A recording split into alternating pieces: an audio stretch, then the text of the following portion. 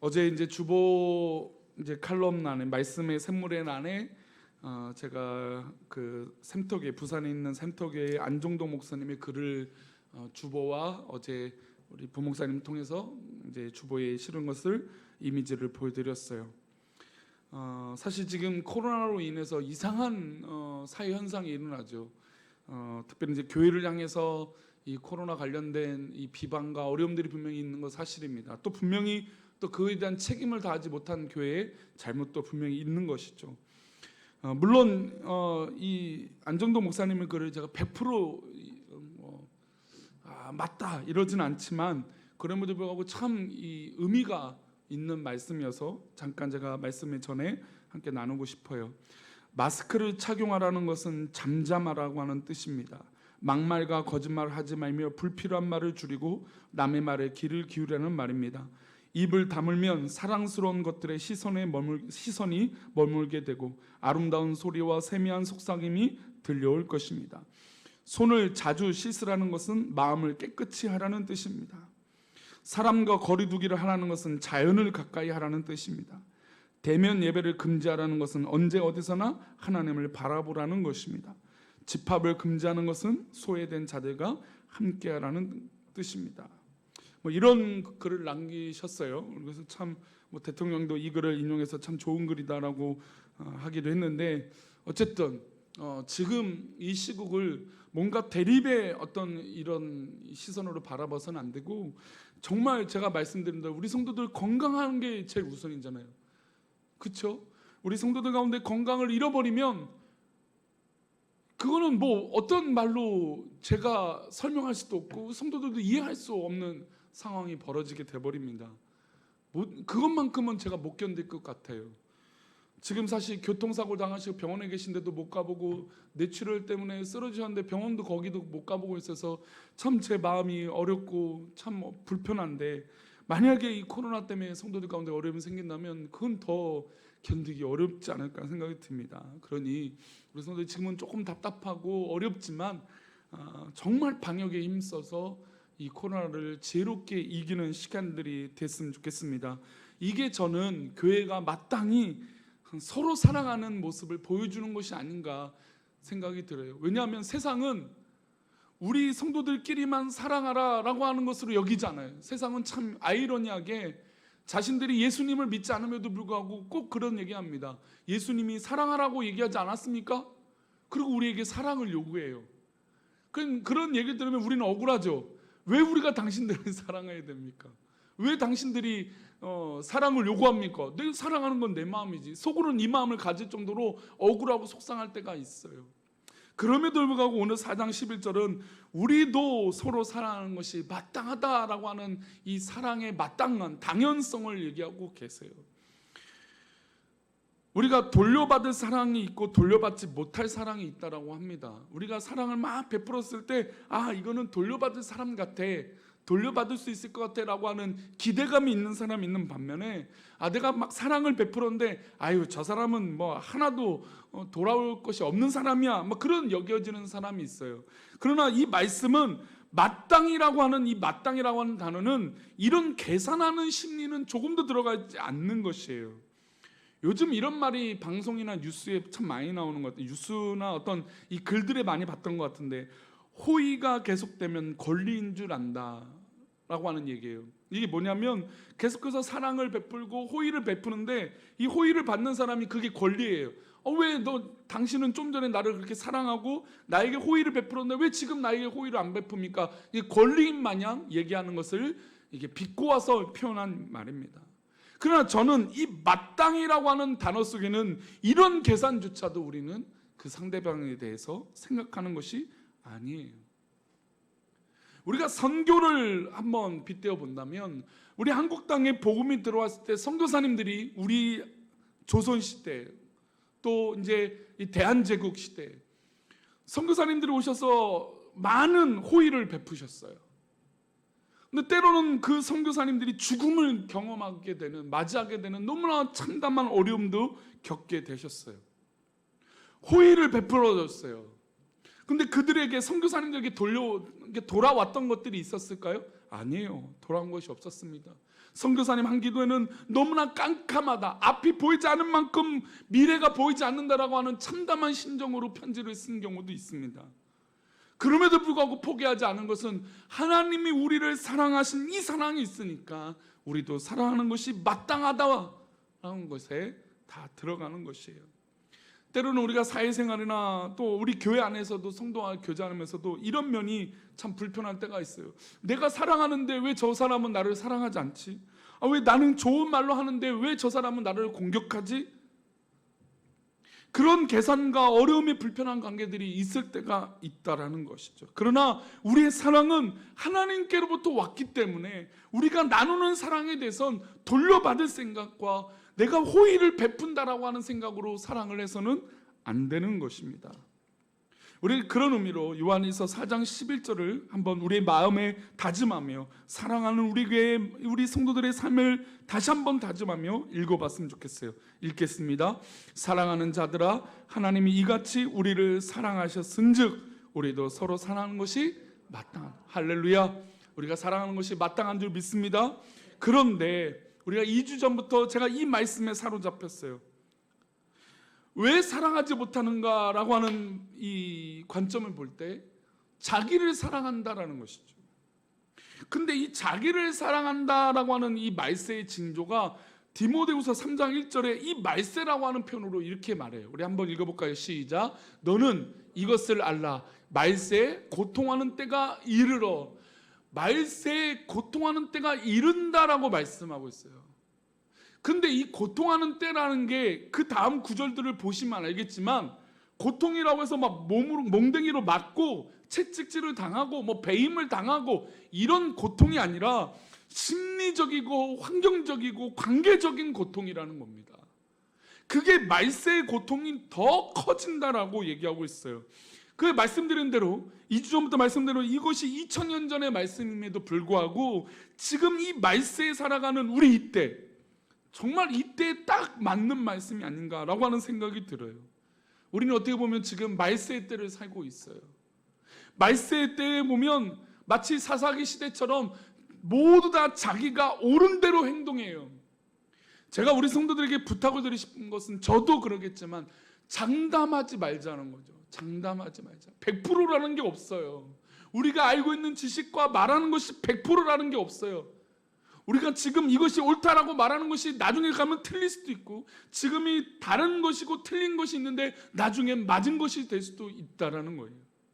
이게 우리 인간의 안목이에요. 그런데 자꾸 요즘은 자기가 옳아서 이것이 맞습니다, 100%입니다 말하는 경우들이 너무나 많아요. 그래서 그것이 관찰되지 않으니까 어떻게 될까요? 마음의 상처를 받아요. 어려움을 당해요. 그게 바로 말세의 때예요. 지금 정부의 정책도 100% 맞다라고 할 수 없습니다. 제가 비난하려고 정부의 정책에 대해서가 아니라 교회가 갖고 있는 이 영적인 것들을 정부가 세상이 이해할 수는 없는 부분들이 분명히 있다라는 것이죠. 또 반대로 세상이 볼 때 교회가 왜 이 말세 때 이럴까라고 하는, 말세라고 생각은 안 하겠지만 왜 이런 시대에 저런 모습으로 갖고 있는 신앙생활을 할까라고 하는 역공세가 펼쳐지기도 합니다. 그러니 옳은 게 없어요. 그게 바로 말세의 때예요. 그럼 말세의 고통의 때가 시작되는데 첫 번째 그 고통이 뭐냐? 그것이 3장 2절입니다. 함께 읽어보겠습니다. 시작. 사람들이 자기를 사랑하면, 여기까지예요. 말세의 고통의 때가 일어서 첫 번째 일어나는 것이 무엇입니까? 사람들이 자기를 사랑한다는 겁니다. 지금 제가 방금 말씀드린 대로 사람들이 자기를 너무나 사랑해요. 자기가 아는 것이 너무나 100% 옳아요. 그러니 사랑할 수 없습니다. 아니, 허점이 없고 빈틈이 없는 사람을 어떻게 사랑할 수 있어요? 부족한 것을 채워가는 게 사랑이고 관계의 어려움들을 돌봐주는 것이 사랑인데 나는 100% 옳아요. 나는 완벽해요. 자기를 사랑하는 그런 모습이죠. 말세의 고통의 때는 바로 이런 모습의 시작점이 바로 이거예요. 사람들이 자기만을 사랑하는 거예요. 자기만을 사랑하니 이 부작용들이 계속 나온다고 했습니다. 2절 그 후반 읽어볼까요? 돈을 사랑하며 자랑하며 교만하며 비방하며 부모를 거역하며 감사하지 아니하며 거룩하지 아니하며. 이 말씀은 계속 드렸던 말씀이 우리 성도도 아실 거예요. 말세의 때에 고통의 때인데 이게 지금 사람이 때린 건가요? 고통을 가한 건가요? 아니에요. 다 심리적인 것이고 관계적인 것들이에요. 이게 바로 말세에 일어나는 고통의 특징이라는 것이죠. 그런데 생각해 보면 관계 때문에 너무나 어려운 시대가 바로 지금의 시대예요. 사람과의 이런 모습 때문에 너무나 어렵고 힘든 게 바로 지금 말세의 때라는 것이죠. 그래서 이후에 3절도 이렇게 하면, 제가 디모데후서 3장 이 말씀은 나중에 우리 자기 훈련에 대해서 말씀을 또 나누고 싶은 도전을 받았어요. 어쨌든 좀 짧게 넘어가겠지만 우리 3장 3절 말씀도 한번 읽어보겠습니다. 3장 3절입니다.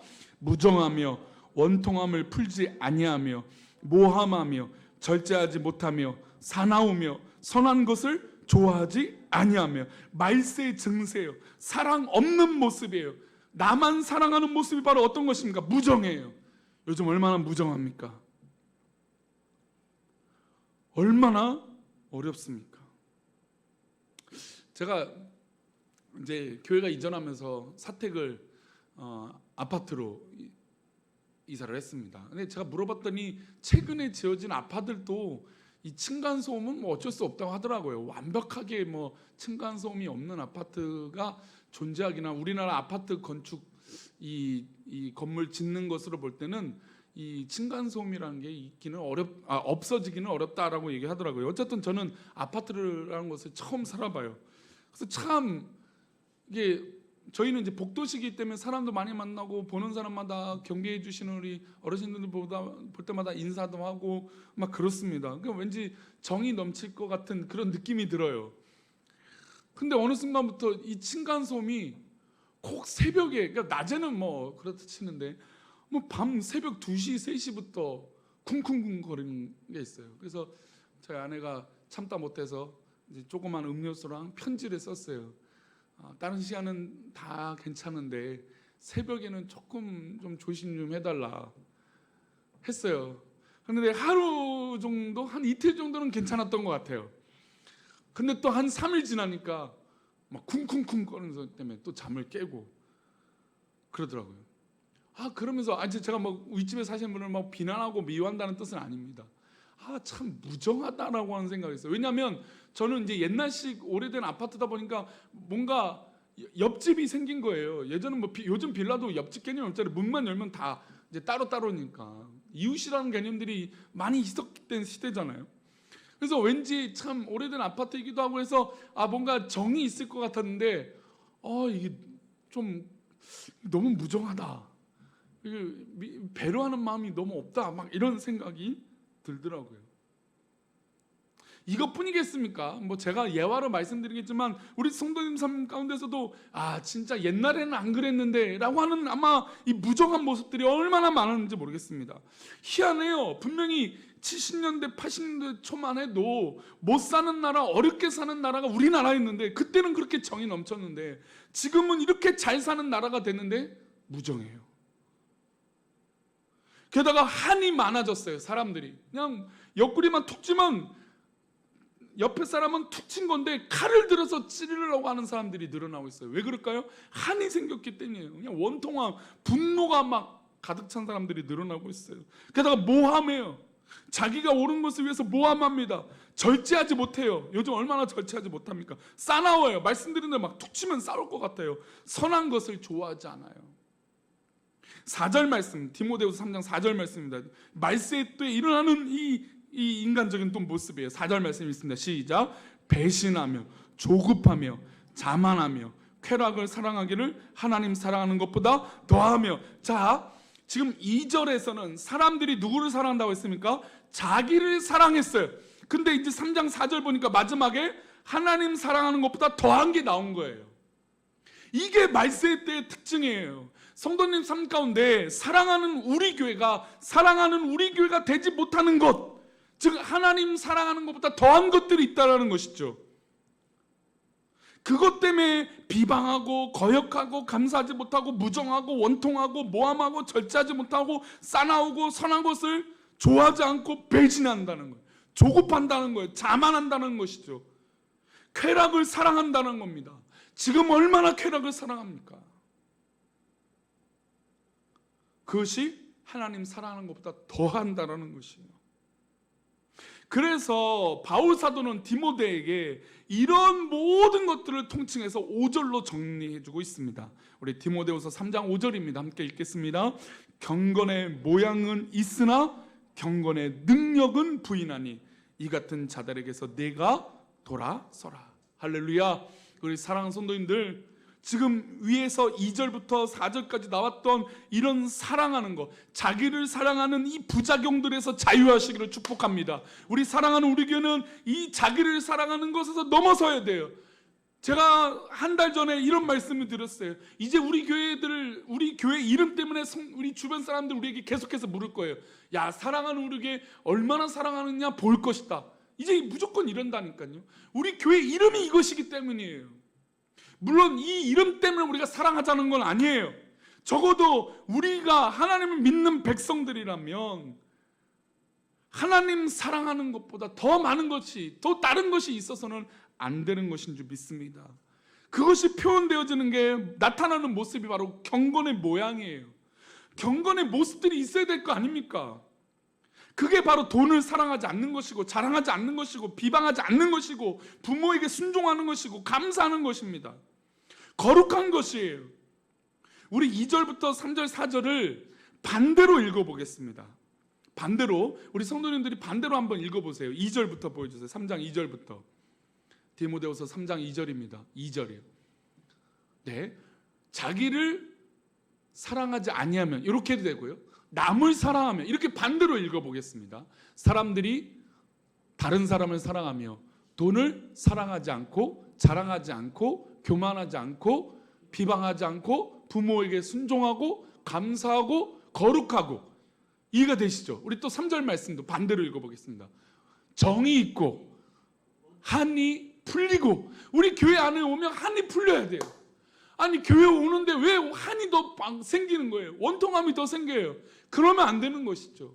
한이 풀리고. 또 다음이요, 모함하지 않는 걸 뭘로 표현할 수 있을까요? 함께 인정해주고, 절제하고, 사랑스럽고, 선한 것을 좋아하고. 그렇죠? 4절 말씀 읽어봅니다. 4절 말씀도 반대로 의리가 있고, 요즘 뭐 의리가 있고, 성급하지 않고, 교만하지 않고, 하나님을 더 사랑한다. 이게 어떤 걸까요? 5절 말씀, 경건의 모양이라는 거예요. 이것이 경건한 모양이 없는 게 바로 위의 것들이에요. 말세의 고통의 때가 있는데, 이 고통은 다른 게 고통이 아니라는 것이죠. 자기를 사랑하는 것이 말세의 고통이에요. 돈을 사랑하는 것이 말세의 고통이에요. 교만한 것이 말세의 고통인 것이죠. 그러나 믿음의 백성들은 경건의 모양이 필요합니다. 우리가 읽었던 2절, 3절, 4절의 반대적인 모습들이 나타나야 돼요. 그런데 믿음의 사람들이 자꾸 경건의 능력은 부인하는 거예요. 나타나는 모습을 부인해요. 그래서 우리는 속히 돌아서야 돼요. 야, 사랑하는 우리 교회 얼마나 사랑하는지 보자. 아이고, 저 교회 갔더니 사랑하는 게 아니라 아이고, 되려 미워한다더라. 이렇게 되어버린 교회가 되면 이 지역에서 우리가 복음을 얼마나 가로막는 교회가 되지 않겠습니까? 지금 너무 안타까운 건 교회가 오히려 복음을 막고 있다는 그런 모습 때문에 너무나 마음 아파요. 100% 그것으로는 설명할 수는 없지만 교회가 어떻게 하나님의 복음을 더 가로막는 경우가 생기면 안 될 거 아니겠습니까? 그러니 우리가 조금 이 시간에는 어렵고 불편한 건 맞지만 우리 성도들에게 경건의 모양이 회복되기를 축복합니다. 경건의 능력이 있기를 축복합니다. 내가 말하는 것 때문에 내 주변에 경건의 모양들이 회복되어서 사랑하는 우리 교회의 공동체가 되어지기를 축복합니다. 말씀 맺겠습니다. 그러기 위해서는 우리의 삶의 자세가 필요해요. 요한복음 12장 24절 말씀은 우리의 자세에 대해서 이렇게 말씀하고 있습니다. 함께 읽겠습니다. 내가 진실로 진실로 너에게 이르노니 한 알의 밀이 땅에 떨어져 죽지 아니하면 한 알 그대로 있고 죽으면 많은 열매를 맺느니라. 아멘. 제가 우리 어른들 앞에서 70년대, 80년대 얘기하는 건 참 늘 웃기는 일일 수도 있는데, 제가 어렸을 때 느꼈던 는 동네에 유지라고 하는 분들이 있었어요. 그래서 동네에 그분은 참 덕망이 있어, 참 좋은 분이야, 이런 분들이 동네마다 있었던 것 같아요. 그리고 학교를 가거나 어디 가도 저기 학교에 참 덕망이 있는 선생님, 존경할 만한 선생님. 제가 이제 대학교 들어갔을 때도 존경할 만한 총장님, 학교를 설립하신 분이 그때 청소를 하고 계셨거든요. 근데 그분을 보고 정말 존경할 만한 분이구나. 근데 요즘은 점점 더 존경할 만한 분들이 사라져요. 아이고, 그 동네 가면 별로 존경할 만한 사람들이 없어요. 왜 그럴까요? 경건의 모양이 없기 때문이에요. 경건의 능력이 없기 때문이죠. 하늘의 밀이 땅에 떨어져 죽어야 되는데 죽지 않고 자꾸 살려고 하니까, 자기를 사랑하기 때문에 살려고 하는 것이죠. 그러니 열매를 맺을 수 없는 것입니다. 물론 우리가 존경받고 덕망 쌓으려고 이런 행동들을 하는 것은 아닙니다. 그러나 하나님의 사랑을 입으면 사랑하는 것이 어떻습니까? 마땅한 것이에요. 왜냐하면 우리가 사랑을 받았기 때문이에요. 우리도 십자가의 사랑처럼 죽어야 돼요. 이것이 돌려받는 것이에요. 아니, 돌려받을 수 없는 것이에요. 우리 하나님 앞에 돌려받는 것이죠. 호의를 베푸르면 권리인 줄 아는 세대가 지금 세상이에요. 맞아요. 호의를 베푸는 데 권리예요.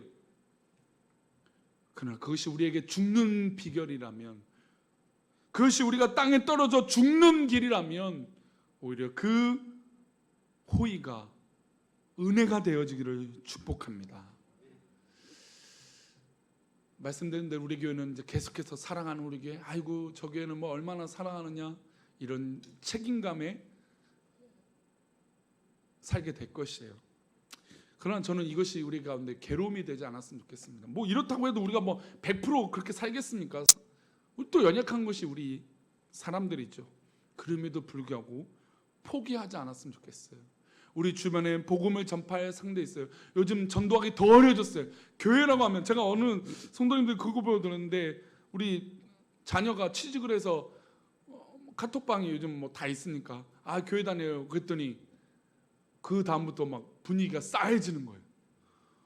무슨 교회를 가냐고. 그랬더니 월요일날 가면 회사에서 어제 교회 갔냐고 이제 따지는 경우도 있다고 하더라고요. 이제 복음을 전파하는 게 이제 핍박의 길이 되어버렸어요.